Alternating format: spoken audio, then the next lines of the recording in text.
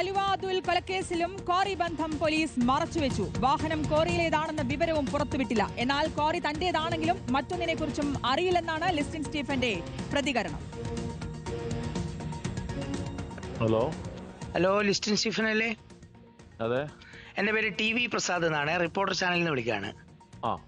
ഞാൻ വിളിച്ചതേ, കഴിഞ്ഞ ദിവസം നമ്മുടെ ഈ കരുനാഗപ്പള്ളിയിൽ ഒരു കൊലപാതകം ഉണ്ടായിരുന്നല്ലോ, ഒരു അലുവ അതുൽ എന്ന് പറഞ്ഞൊരുത്തന്റെ. ഏതാണ്? കരുനാഗപ്പള്ളിയിലെ ഒരു കൊലപാതകം ഉണ്ടായിരുന്നല്ലോ, ഒരു അലുവ അതുൽ എന്ന് പറഞ്ഞൊരുത്തനെ റോഡിലിട്ട് കൊന്ന ഒരു സംഭവം. അതിലത്തെ 4 പ്രതികളെ നിങ്ങളുടെ ക്വാറിയിൽ നിന്നാണ് അവരെ പിടിച്ചത് പോലീസ്. 4 പേര് കഴിഞ്ഞ കുറെ കാലങ്ങളായി അവിടെ ഉണ്ടായിരുന്നു എന്നുള്ളതാണ് പോലീസിന്റെ കണ്ടെത്തല്. നമ്മളെ ബ്ലാക്ക് വിഷ്ണു അടക്കമുള്ളവര്. അവര് നമ്മളവിടെ ജോലിക്ക് നിർത്തിയതാണോ അല്ല വെറുതെ വന്ന് നിൽക്കുന്നതാണോ? എന്താണ് സംഭവം? അത് ഞാൻ ഒന്ന് ചെക്ക് ചെയ്തിട്ട് പറയാം കേട്ടോ. നമ്മളതിന്റെ അകത്ത് ഇതിലല്ല, ഞാൻ ഒന്ന് ചോദിക്കട്ടെ. ഞാൻ ഇപ്പൊ തന്നെ പറയാം. നിങ്ങൾ ഉടമസ്ഥതയിലല്ലേ ഉള്ളത്? നിങ്ങളുടെ ഡോക്യുമെന്റ്സ് ഒക്കെ നിങ്ങളുടെ പേരിലാണല്ലോ ഉള്ളത്. ഏത് ക്വാറി? വാളകത്തെ ക്വാറി. ആ ഡോക്യുമെന്റ്സ് ഒക്കെ നോക്കി നിങ്ങളുടെ പേരുണ്ട് അതില്. നിങ്ങളും സുനിൽ സ്വാമിയും ഒക്കെ ഉണ്ട്. അല്ല, അതുണ്ട്. പക്ഷെ അതിന്റെ അകത്ത് നമ്മളല്ല അത് നടത്തിപ്പ് ചെയ്യുന്നത്, അവര് തന്നെയാണ്. അപ്പൊ ഇവരുമായിട്ട് നിങ്ങൾക്ക് ബന്ധമില്ല? നിങ്ങൾക്ക് അറിയാത്തവരാണോ? അതെ അതെ അതെ, തീരെ അറിയില്ല. അല്ല, നിങ്ങളുടെ വേറെ ഒരു ക്വാറിയിലും ഇവർ നേരത്തെ കയറി എന്ന് പറഞ്ഞിട്ട് നമുക്കൊരു വിവരമുണ്ടേ.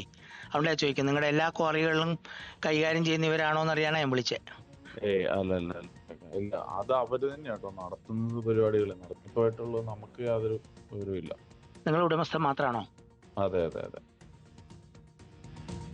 ടി വി പ്രസാദും എ വി ജയശങ്കറും ചേരുന്നുണ്ട് ഈ വാർത്തയുടെ വിശദാംശങ്ങൾ നൽകാൻ. ആദ്യം ടി വി പ്രസാദിലേക്ക്. ടി വി പ്രസാദ്, പ്രധാനമായിട്ടും അറിയേണ്ടത് 3 കാര്യങ്ങളാണ്.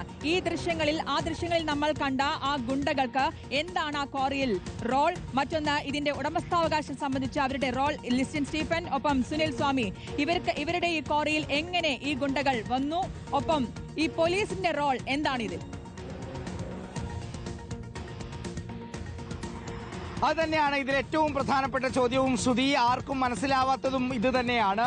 ഒരു സമാന്തര സംവിധാനം നമ്മുടെ നാട്ടിൽ പ്രവർത്തിക്കുന്നുണ്ട് എന്നതിന്റെ ഏറ്റവും വലിയ തെളിവാണ് ഇത്. ഒരുപാട് ക്വാറികൾ പ്രവർത്തിക്കുന്നുണ്ട് എന്ന വിവരം നമുക്ക് എല്ലാവർക്കും അറിയാം.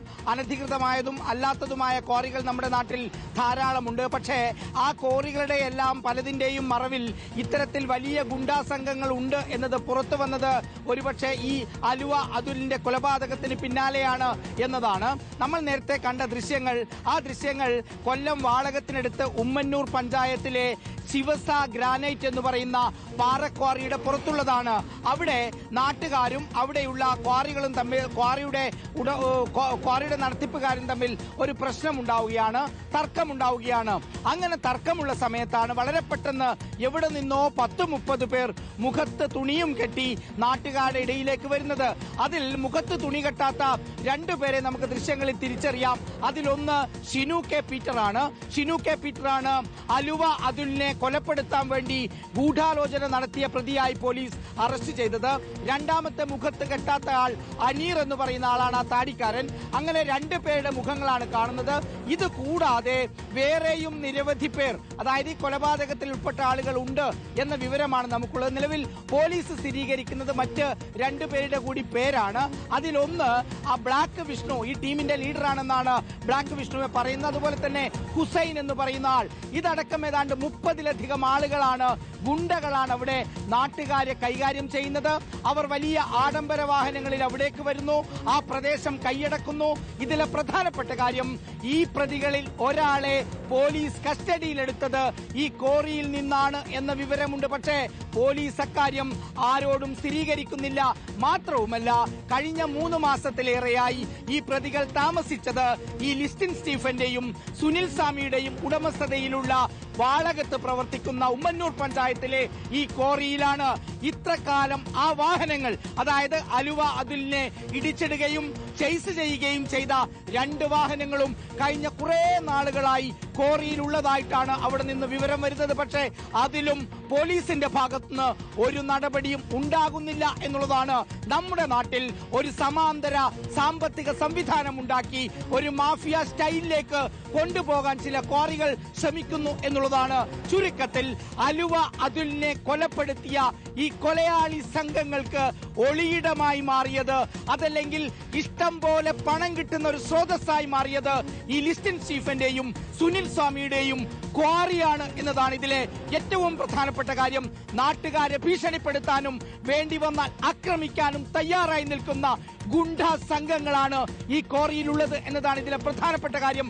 ഈ ദൃശ്യങ്ങളിൽ കാണുന്ന സംഭവം നടന്നത് ഈ കഴിഞ്ഞ ജനുവരി മാസം 10-ാം തീയതിയാണ്. അന്ന് ഷിനു കെ പീറ്ററിന്റെ നേതൃത്വത്തിലുള്ള സംഘം അടിച്ചൊരാളുടെ തല പൊട്ടിച്ച് 16-17 തുന്നുകളായി ആശുപത്രിയിൽ പ്രവേശിപ്പിച്ചു. പോലീസ് കേസെടുത്തു. അന്ന് രാത്രി തന്നെ ആ കേസ് സെറ്റിൽ ചെയ്യുകയാണ്. അവിടുന്ന് അങ്ങോട്ടേക്ക് പോകുന്നില്ല, പോലീസ് അനങ്ങുന്നില്ല, രാഷ്ട്രീയക്കാർ അനങ്ങുന്നില്ല.